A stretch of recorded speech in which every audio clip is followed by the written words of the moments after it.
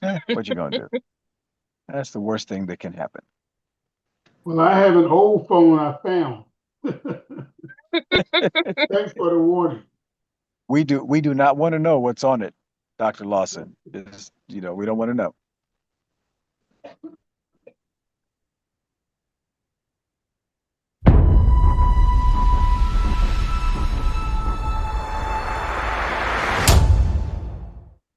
Good afternoon and welcome everyone to today's edition of Black Health Trust.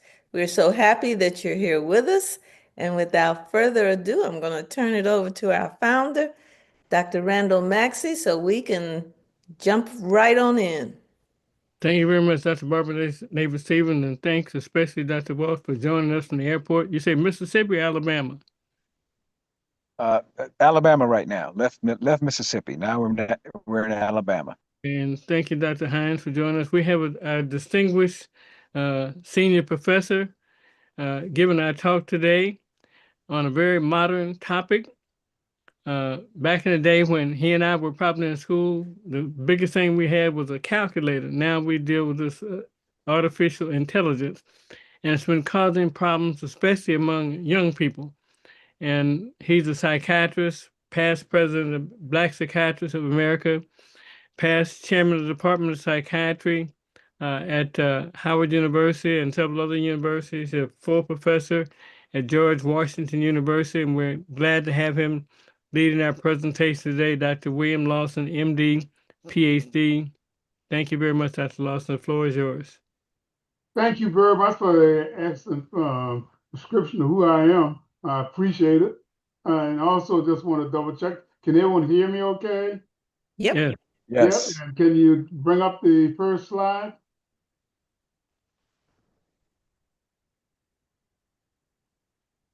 Can you bring it up or do I need to do it? Here it comes. Okay, yep. So what I'm going to do, this is some saying technology and African Americans boon or risk of suicide. This started out as going to be a discussion part two of our previous discussion on suicide, but in getting to that in terms of risk of suicide led me to a discussion in terms of some new technology. And basically the issue of technology is that it's a boon, but it may also be a risk factor. So what I'll do is I'll talk about the issue of suicide, and then go into some of the discussion of technology as part of an answer, and perhaps, unfortunately, part of the problem. And hopefully, I'm going to have asked Dr. Barnes, former Executive Director, National Organization People of Color Against Suicide, to join us later on. So next slide, please. Just want to note that no disclosures, don't have any money from drug companies right now.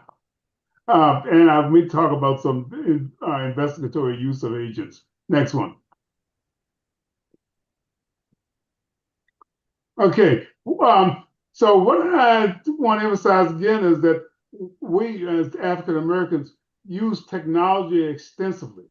Social media, video, gaming, and there's some evidence that we tend to use it more than the general population, especially young folks. We tend to be early tech adopters. We don't wait till it's used and all that. We use it for organize and advocate for social justice. We use it to create communities, and we use it to address challenges such as the digital divide.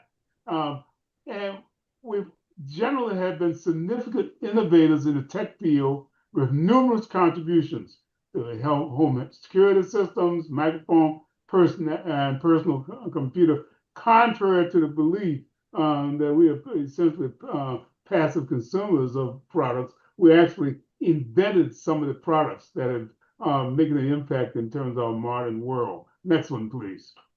Next slide. So in our community, we are enthusiastic media users. We use a lot of video and audio, consume a large amount of video content, PCs, smartphones, DVRs, and showing significant growth in podcast consumption. We make up a substantial portion of the gaming population. We tend to adopt the technology early. We also very active users of grocery shopping on tech, and interestingly enough, it's become a very important part for building communities. Next slide. There are some historical contributions. Elijah McCoy's automatic lubricator for steam engines. Granville Woods, who developed the train communication device, later telegraph. Home security systems. Marie Van Bretten Brown, involved in space technology. The Johnson, Dr. Johnson is well known, but also Mark Dean and the gigahertz chip, Barry Thomas, and the Illusion transmitter. That's all these are used by NASA. We're in the audio technology. James Edward West, who developed the Fall electric microphone. It's basic in cell phones and other devices. And Roy Clay is considered the godfather of Black Silicon Valley, and who have launched the Hewlett Packard's computer division. Next one, please. So the impact has been significant. One include artificial intelligence, they've become unavoidable technological phenomena. Folks say, let's get rid of tech, can't do it. It's once confined to science fiction. We're now used to lots of real world examples. AI systems like Siri, Alexa, Google Assistant. It's also made its way in our healthcare industry, which I'll say more about later, education, private business, and the criminal justice system. It may provide some solutions to some of the healthcare disparities that I'm going to talk about, especially in relationship to the issue around suicide. But there's also, some of us feel, a dark side to this technology, and that its widespread use can have harmful impact. And at the end of the talk, hopefully we'll get into saying more about this dark side and some possible solutions. Next one. So there's this digital divide. That is that African Americans are less likely to have, I've already made the point that we use a lot of technology and we use a lot of AI, but we tend to have less home broadband access or a computer. Low-income households are disproportionately affected, not only, but also education. Some in the DC area, we have some schools who just don't have it, and students literally have to go and do their homework by literally sleeping outside of libraries to use some of their technology. There's digital redlining practiced by some service providers who tend to offer slower service to Black and low-income neighborhoods. So folks who complain about it take forever to get online, this is why. And whereas other service groups may have faster services. Law enforcement is using the technology, and I'll say a little bit more about facial recognition and social media. There's also online disinformation, hate speech, social media algorithms can amplify misinformation that can target and suppress Black voters. And they also fail to adequately moderate hate speech, which is aimed most often to African Americans. And job displacement, in which the jobs that in the past many African Americans had gravitated to, because the algorithms just weren't available, are being replaced by technology. So these lower paying jobs are forced to get started just aren't there anymore. Next slide. So, so my concern, a lot of us, has been another very important phenomena, and we can consider whether or not the growth of technology directly or indirectly may be contributing to the growth of the suicide rate. What we're finding is that overall suicide rate in the U.S. Is a significant public health issue, leading cause of death for young and middle-aged adults, 12th leading cause of death overall, third leading cause of death for adolescents, second for ages 20 to 34, and fourth for ages 35 to 44. Next one. And what we find, unfortunately, among African American youth is that the suicide rate for African Americans increased by 36% between 2018 and 2021. This is an amazing statistic because the time that I was in school and all, we were told that suicide was rare among African Americans, that we did not contribute to the risk. Now, young African Americans, we've become the second largest group in terms of suicide risk. Native Americans being number young Native American men. So it's the third leading cause of death for Black or African American between 15 and 34. And as I said before, among males, one of the leading causes. Also, the suicide rates is highest in adolescents and young adults. If you go in medical school textbook and psychiatric book, they'll say that it's as you get older, the suicide rate goes up. That is not the case for African Americans. We tend to die at a rate in terms of gender. There's a huge gender disparity. African American men die at a rate 4 times that of Black women, but the rate among Black women and girls is also going up. And there have been some notable spikes in that same age group, age 15 to 24.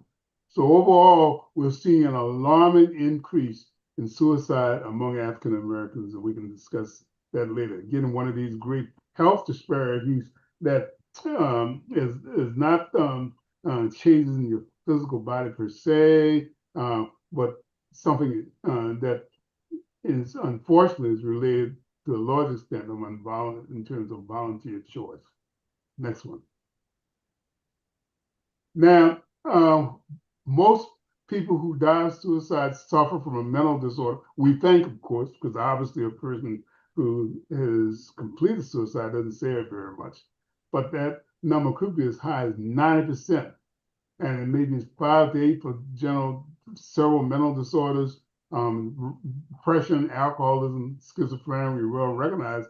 But in reviewing the literature, I found that among probably the mental disorder associated with the highest risk, actually, is bipolar disorder. Depression is associated with suicide attempts, number one, but when you look at completed suicide, people who actually succeed, we think it's bipolar disorder. And again, this is because people completed it, don't get much of a history. Next one. So is this a new issue? Well, no.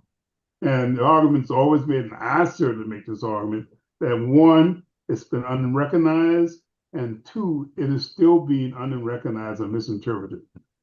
And three, it's ongoing since slavery.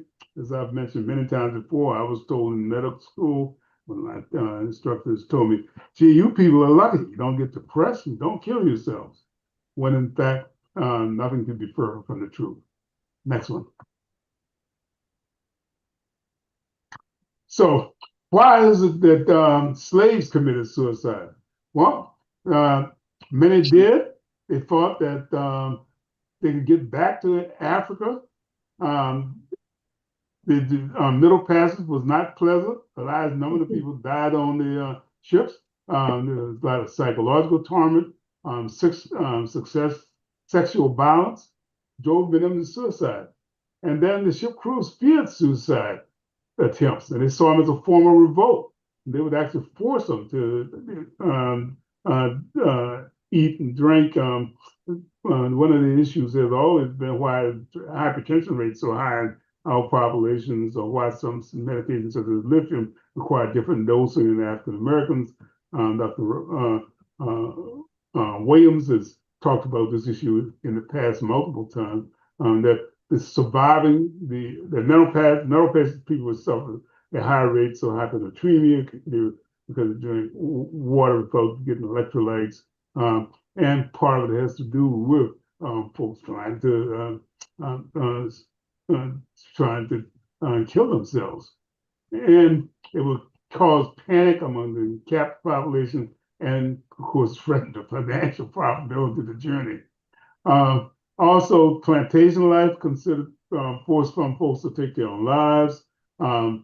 Folks often committed suicide after severe punishment or unfulfilled expectation. You don't here's a case of one woman who took her life to avoid another brutal beating. It wasn't, the important thing is not that there was a case. that was actually reported at all. This kind of information was deliberately suppressed because it would go against the idea that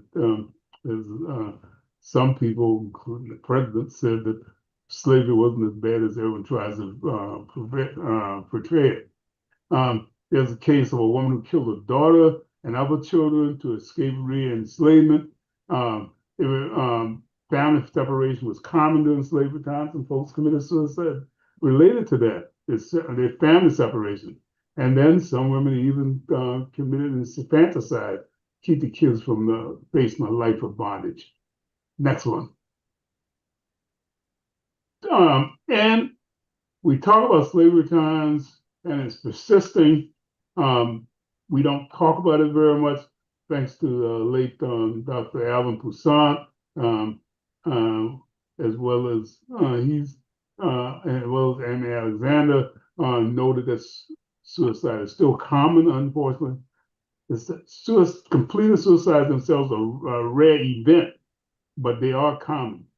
And in their book, Lay My Burden Down, they noted that this is an ongoing problem. Some folks have talked about as a result of post-traumatic slavery syndrome, that the legacy of slavery in terms of the trauma is multi-generational and probably is a background against which folks are still killing themselves. Next one.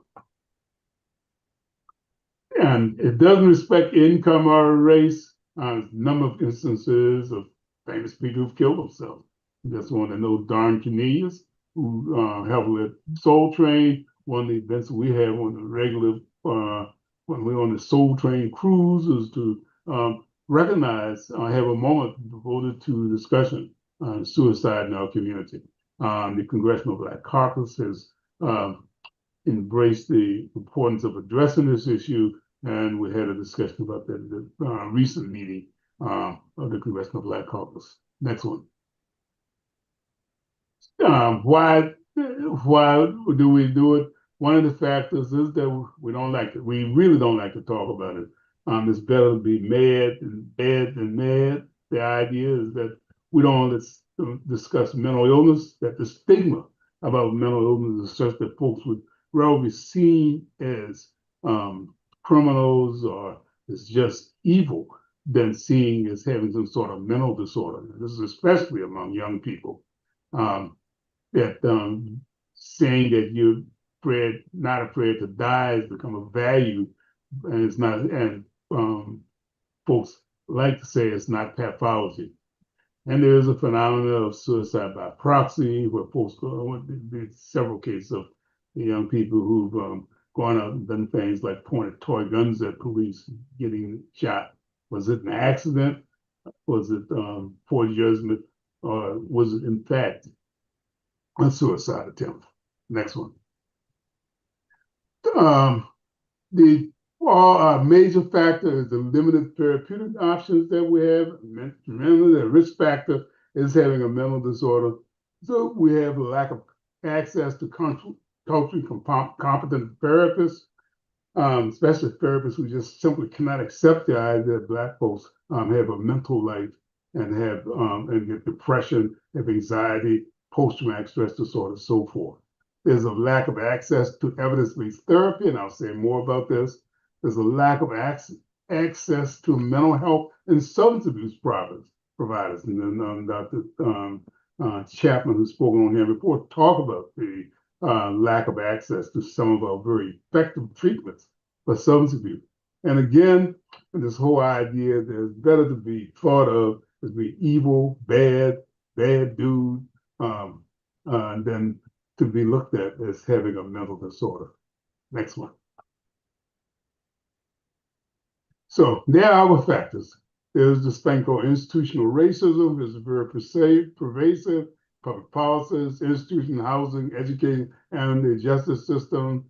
Greater risk of being targeted, profiled, and arrested for law enforcement for minor offenses. Rate of incarceration of African Americans is much higher than for white folks. And not just incarceration in terms of the criminal justice system, we're much more likely to be involuntarily committed to mental institutions as well. So a lot of folks avoid mental health treatment because of the fear that they might be folks committed.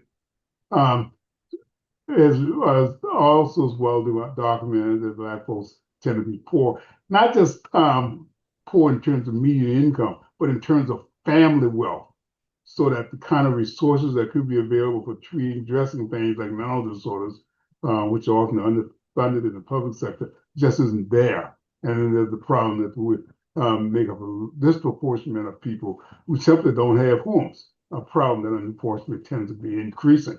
And it's not just homeless males, but also whole families and children. The redlining, which we discussed many times before, discouraging investments and businesses and mortgage loans in Black and brown communities. And all these are causing mental health stress and trauma. And not just that they cause stress and trauma, but in the individual society that promotes individual abilities and individual competence, the stress and many folks internalize their failure to get housing, failure to get work, and failure to get a decent income as a personal weakness or some problem that they had with themselves rather than with the larger society. And to put it bluntly, some of our mental health providers can be part of the problem. Many times they may not have the tool, they maybe had what we call implicit racism, characterizing mental illness as some sort of social pathology or sociopathic.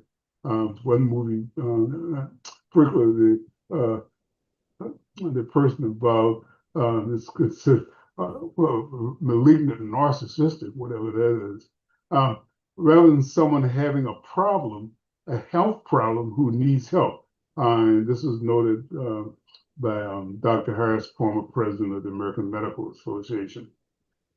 So this bias, lack of culturally appropriate training among providers, lack of access to mental health treatments all contribute to an ongoing risk and failure to address problems like suicide.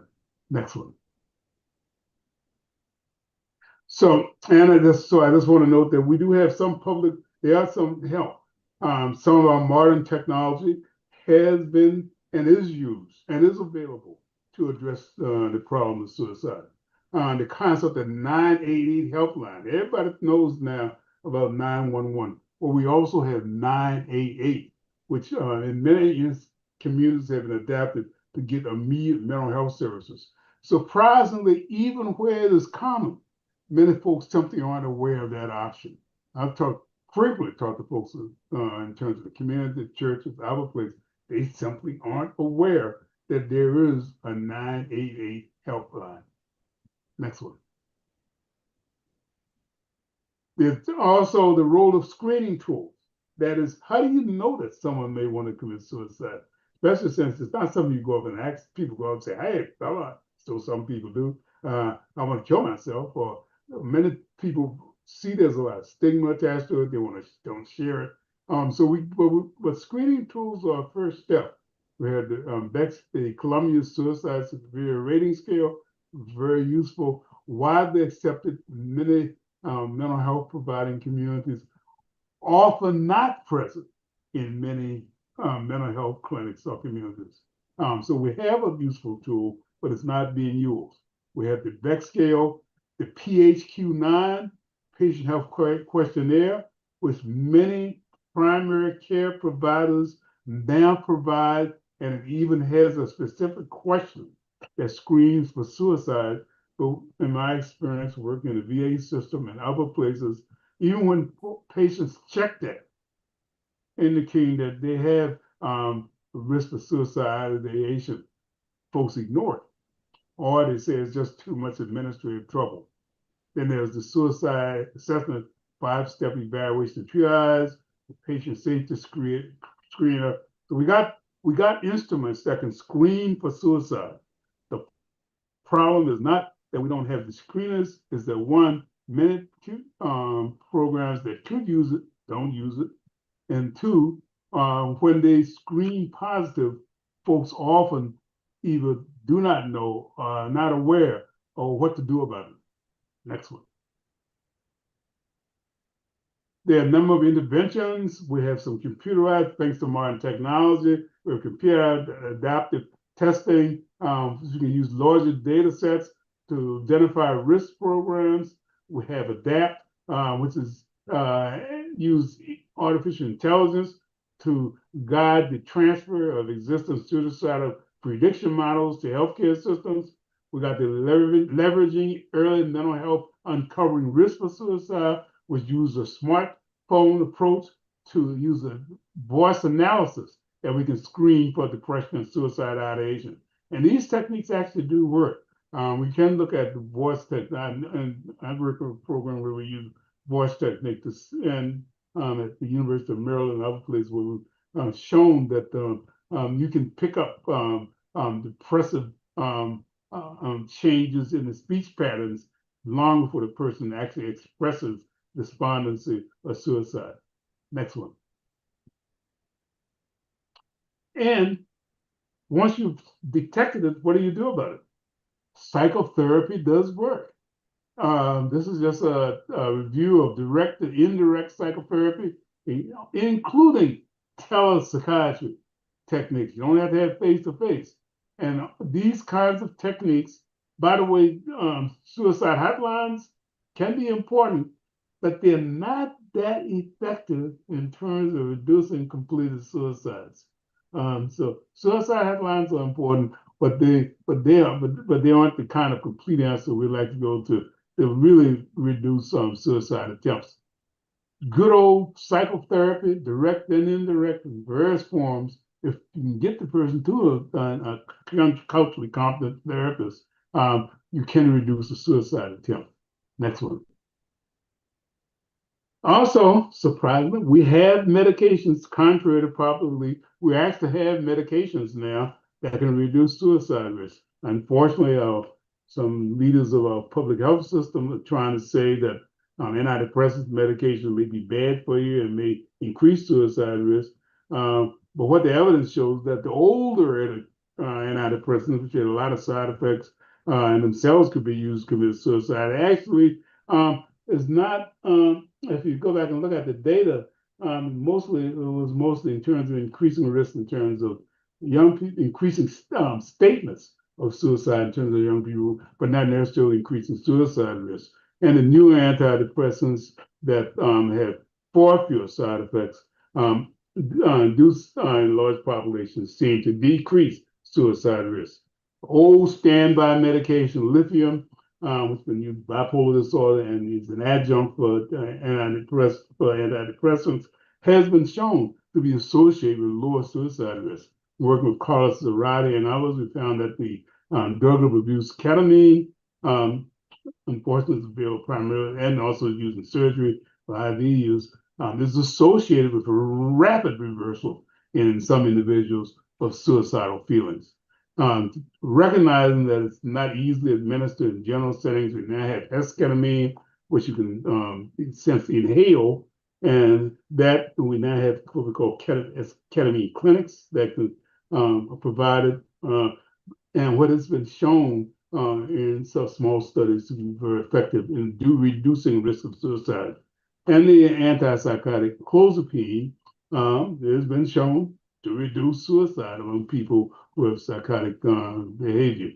Now, the interesting thing about these, I've done research and others showing that some of these are just the esketamine, ketamine. Very few of these are in African American communities, just aren't there. They aren't in the mental health clinics. The providers of mental health services either aren't aware of it or just don't make them available. As we already, after some testimony with the FDA, some of us recognize that clozapine wasn't getting into African Americans because one of the side effects caused white blood cell count. One of the realm that one of the screeners that's used for administering clozapine depends on basic white blood cell count, and African Americans tend to have lower white blood cell counts because of what we call benign neutropenia. Not pathological, but it does exclude the use of such an agent. We've reversed that But again, it shows that the focus was not on access to medication, which is an important factor. And as I mentioned before, Dr. Chapman's been on here before. We have an effective treatment for substance abuse, especially opioid dependency, with buprenorphine. But again, not as available for the African American community, and the dosing is often inadequate to prevent or continued opioid use in terms of the African American community. So overall, we had effective screening tools, we had effective treatments, both talk therapy and pharmacotherapy, but unfortunately, they are often not available for our community. Next one. So the dark side is also because of the racial bias in algorithms in terms of our technology. We have predictive policing algorithms based on historical data from over-policed neighborhoods, so we can lead to increased surveillance and risk in minority communities. And how this also is reflected is, again, the criminalization of people who are not, who normally would not be considered as criminals, and so they get referred to the criminal justice system rather than if they have a mental disorder, they have chronic stress, they have they basically need social services, simply don't get those services. They're, of course, locked up or put in the criminal justice system. We now have facial recognition of the problem with facial recognition, screening for people just because basically we find that there are racial differences that shows that there's misidentification. There's the algorithms we use for hiring and lending, and it was well known that these algorithms that's used to determine whether or not you get a loan or not are biased against many African Americans. And then there's healthcare. As stated in this program, we have medical algorithms that have shown such factors as medications for treating hepatitis and others that have built-in racial bias. Now, I already mentioned the problem of the availability of clozapine because of the algorithm that's used to determine when you should get it. Next one.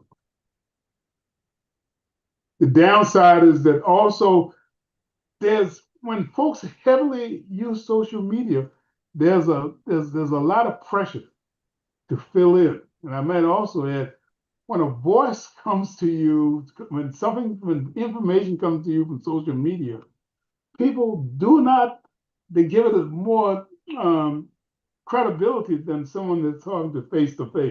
It's a very interesting phenomenon. But what it does mean is that folks start believing things that are essentially inconsistent with reality. Or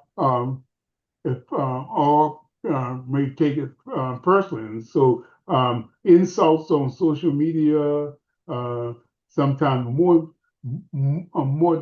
deleterious than insults face to face. Then again, we have and that's compounded with the lack of treatment.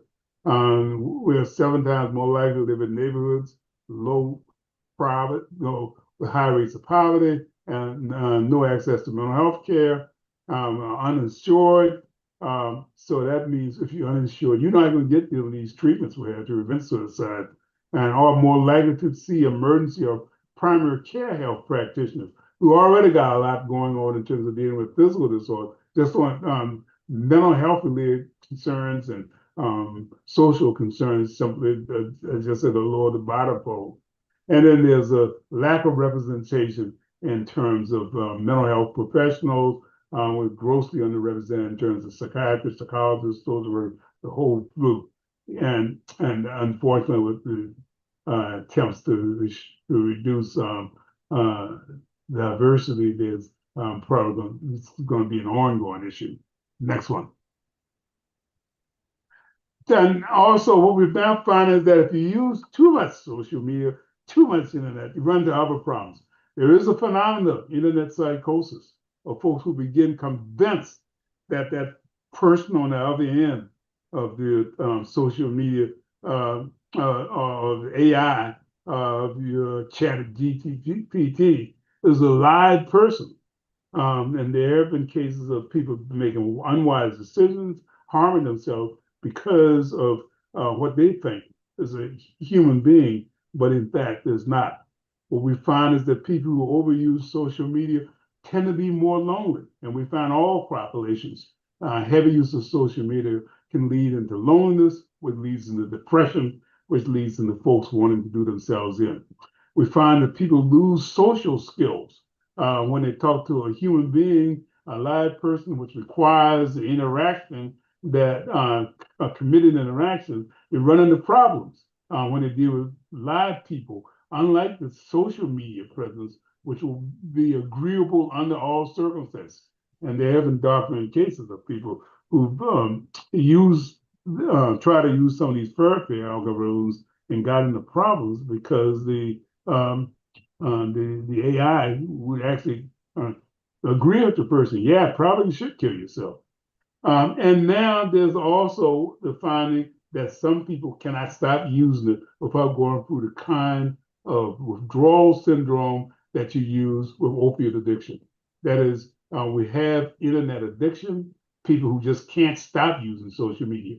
They will develop physical symptoms and consistent with a classic withdrawal phenomenon. And that's where our brains work. Something gives you pleasure, same system that's used for opiate addiction, cocaine, and so forth, and eating and drinking behavior is the same pleasure-derived system that's involved in terms of gaming and focusing on the internet.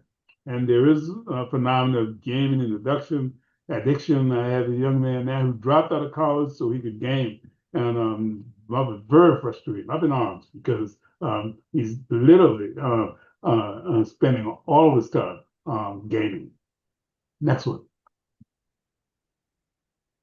So technology can be a boon when it's available, when used appropriately, but must be taken into context. So we can address a lot of the health disparities that we have if we can maximize the use of technology in a positive way.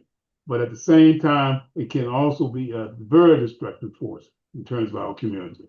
And I will now end at that point and open up to our leader to lead us through a procedure. I don't know if Dr. Barnes was able to make it or not. And thank you, Dr. Lawson. This is great. I really appreciate it.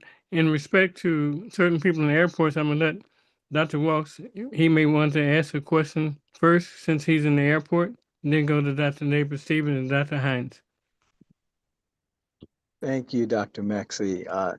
Dr. Lawson, once again, very, very scholarly and at the same time practical for us. And I really appreciate that. My comment, or let me combine a question and a comment because I do have to hop off and get on this airplane. We talk a lot about mental health and how it can be impacted by medication and therapy, and all of that is absolutely critical. At the same time, we talk about how many of our communities are struggling and how people don't have the resources that they need. And so we have folks who are, I mean, they got things to be depressed about, right? You know, if I can't pay the bills, if I can't Is that called do things. meritocracy? Well, look, I watched a documentary this weekend on the prison system in Alabama. So I am completely messed up when I saw all of the awful things that happen to people once they run afoul of whatever our alleged freedom is supposed to be. So I think when we look at our community, we have many, many, many reasons, from post-traumatic slavery syndrome to all the things that are currently happening, that can make folks in our community be less able to feel okay or even to feel good. So maybe Dr. Lawson, if you could just comment on the realities that we face when we talk about preserving and even increasing the status of our mental health it's I just think it's hard. So I'll leave it there. Yeah, unfortunately, one of the things we don't recognize is that the technology that's been used to sell things and to have put on ads, there's a whole technology to that that can invest in what people like and don't like, and they learn whenever you use modern technology, the seller is learning about you, and unfortunately, there are some groups, individuals, what have you, who is using it another way. They also use it to involve strong arguments to discredit you, to make you look bad, and to reinforce their perception of the role of people of color in the community. And if a person is going in with low self-esteem, with limited belief that there's any kind of possibility for achievement in our society, they can really enforce that. I went through the whole period of time in which the argument before the 70s, what the argument was that African Americans were mentally disabled, in which were intellectually inferior and so forth, and it was a heavy media presence about that we were genetically inferior. The 70s attempted to change that. The whole argument with Kenneth Clark in terms of his doll studies showed that during the 70s, the preference for white dolls in African Americans has actually decreased. Unfortunately, after that, it's beginning to reverse again. Even in terms of decisions about like presidential elections, some people are beginning to believe that we don't have an important role in terms of our communities. There are actually debates about people saying, should we have signs saying Black Lives Matter? So we need to recognize this, get the word out, and recognize that the way to resist that is to recognize that that kind of thing is being done. Dr. Waltz is very much identified. And Dr. Lawson, before I go to Dr. Neighbor Stevens, is it clear that young Black African Americans are more vulnerable to AI problems than are other Americans? I want to say it's more problems, we're more exposed to it, we're more invested in it. What we find is the African Americans have always been much more avid TV watchers. When you have limited resources in your community, TV, AI, gaming becomes the fallback. What's going on, and folks become more vulnerable. And when you have no other sources of information, then that makes folks very, very vulnerable. The idea of having role models, very important issue. If the only role model you get are athletes and actors and actresses, it's very easy for folks to fall into the idea that we contribute nothing to society. Thank you. Dr. Neighbor Stevens. Thank you, Dr. Lawson.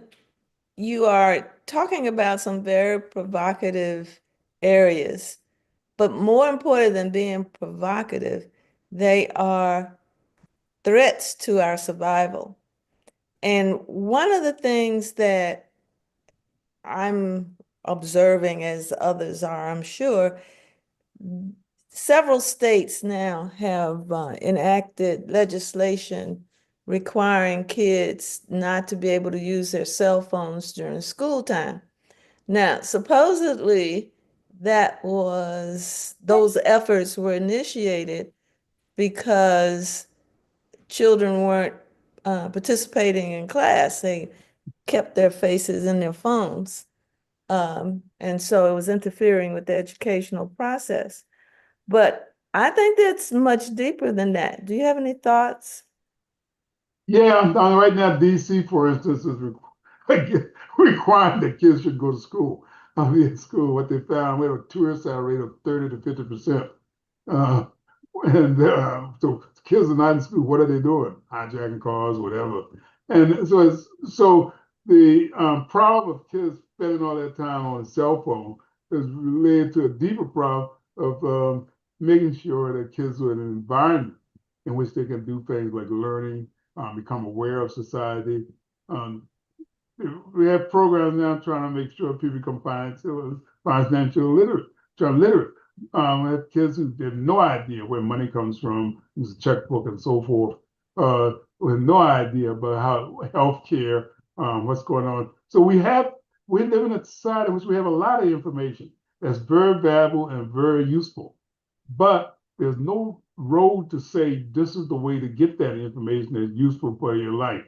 And so stopping the use of cell phones has to be met with, by the way, what are you offering instead, for kids and for a community to get information and to learn what's really going on in the world and how to use the world in a way that's useful for them. And so again, we need to have an active role in terms of getting, and it's not something that some folks say, well, let's let the government take care of it, let's let the teachers take it. We as a community, as a village, need to take an active role in terms of making sure that our community and our young people especially get the message.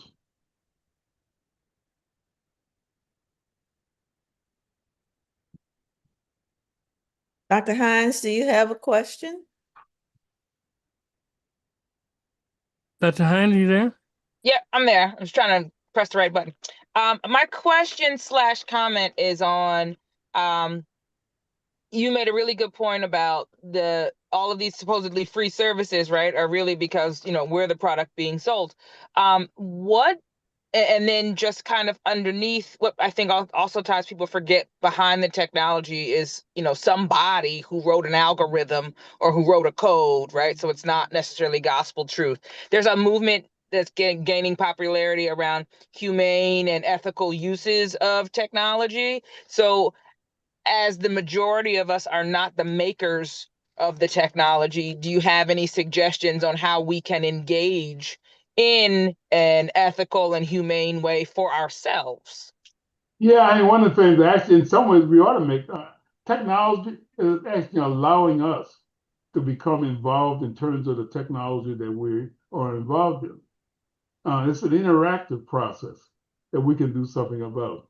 For instance, I've worked with churches, barbershops, beauty parlors, in which we can be active participants in terms of providing a counterpoint to some of the misinformation.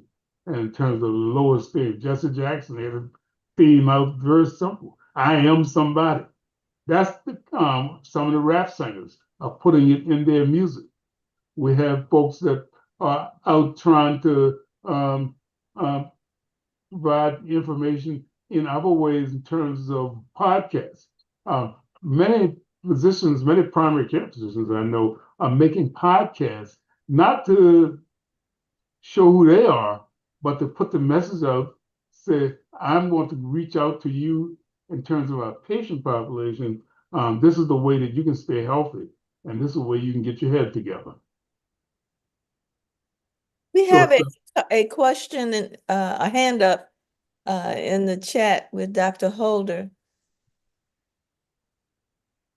Can Good afternoon, everyone. Great presentation. And being in the South, I'm down where I am in Florida, which is so diverse. Whenever we say African American communities, we kind of need more information on where the community is located. What are some other information about the community, so I can really use the data to effectively communicate some of this, and that people feel that maybe it's themselves or their families. Because the last 20, 30 years, the so-called African American community is very diverse. So I don't know, is this the population with all of these studies? Is it more in the South? Is it Northeast? Does it include the immigrants, Caribbean immigrants, African immigrants, Latin American, African immigrants? I wasn't sure how the community is defined. That's really a great question. In the old days, we talked about the Black folks and white folks, and that was it. But then James Jackson and other researchers started to say that they started including folks of Caribbean ancestry.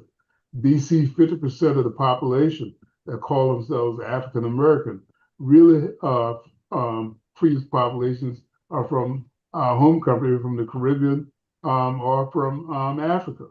So and the values are different. We're not a uniform people. We are a diverse people who, through legal issues, through tradition, the Louisiana rule, sort of pull us together to have some common problems. So you're absolutely right. We need to recognize this diversity and the differences in our community, so that we can address these issues. We can wrap ourselves around the single rule that people of color have some common stressors from our larger society, but that does not mean that individual communities may have some unique issues of having to deal with this. Thank you. That's all. Anything else in the chat, Dr. Nabin-Stephens? No, I don't see any. And this is an on-time talk, Dr. I've been introduced over the past few months to a lot of this AI stuff. I don't want to kill myself though, but I guess I'm a little ways away from being a teenager. Any final words that you have to say to us, Dr. Lawson? Yeah, I think we need to embrace it. I've talked to a lot of folks my age, don't want to touch AI, all right? But I remember when we went from introducing this new technology called a typewriter, and I learned a lot of other folks didn't want to learn. And then gradually becoming aware of something called the slide rule, which I still have folks say, what is that? To moving on up to computers. I think that there's a lot of promise and positivity in terms of our modern technology, but we also need to devote time, irrespective of the age, in terms of becoming familiar with it, learning about it, and recognize the negative consequences. And again, just want to emphasize, technology cannot take the place of human interaction.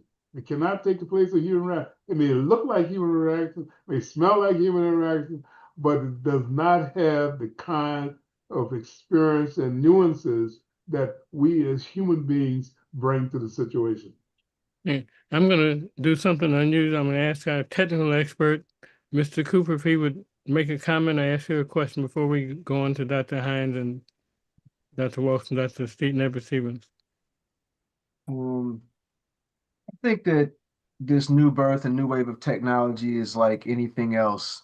You have to use it in moderation. You can't overdo it, but it's become such an integrated part of our society that we have to try to find the best way to utilize it effectively to improve our lives, but still keep it in moderation and don't let it overtake everything that we do.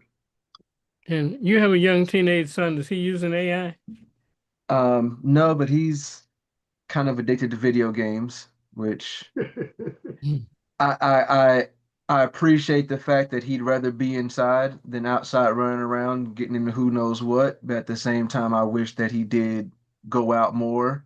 But there's also nobody in our community that his age to engage with. Right. So I'd rather him not go off somewhere far to hang out with questionable groups of people and getting into whatever, and have him here at the house. So it's kind of it's an uneven balance, but I'd rather take him being safe at home than out in the world as a young Black man and who knows what anybody would think of him, because he's not a small person. He's 6'4", but he's only 17 years old.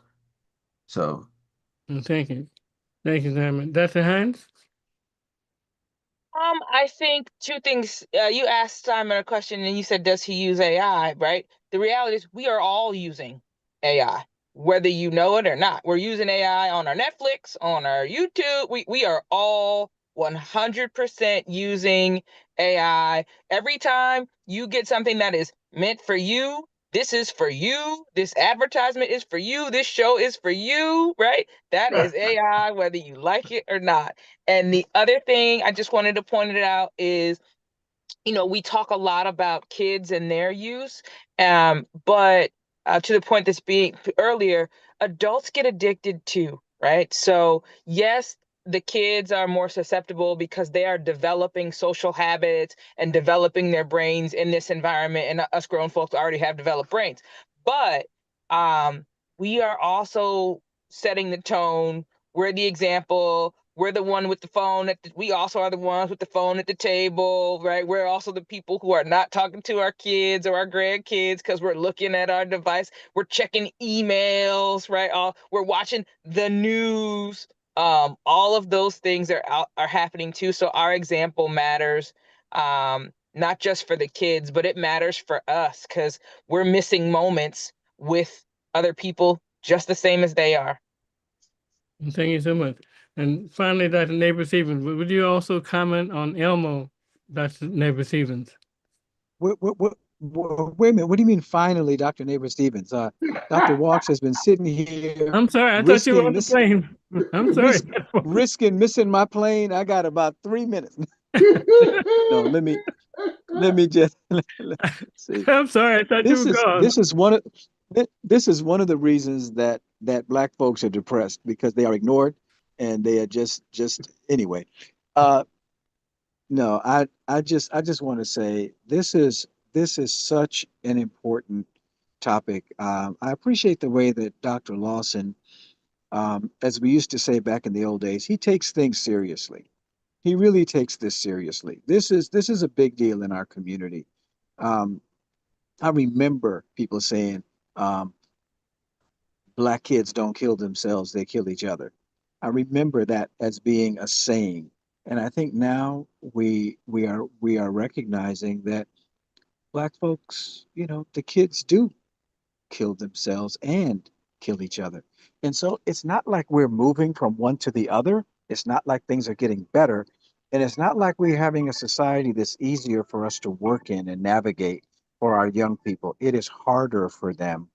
And as a result, we have to pay more attention to ways that we can connect with them, to all the things that Dr. Hines just said, Dr. Lawson has said. We live in a diverse community. We have diverse challenges.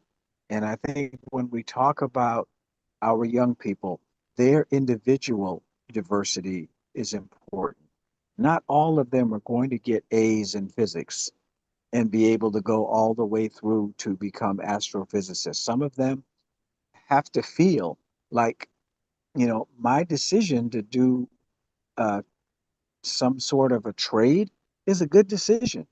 I can make a good living. I can impact my community. I can do things that are good. So I think allowing our young people to understand the opportunities that are out there, not only one way, I think is really important for us. So yeah, Dr. Lawson, let me know when you're setting up that S-ketamine lab, so so I can stop by. All right. Thanks, y'all. I do have to run. Take care. Thank you. Thank you Bye-bye. very much. I'm sorry to try to pass over you. It wasn't because you're Black. That's Yes, it was. Yes, it was.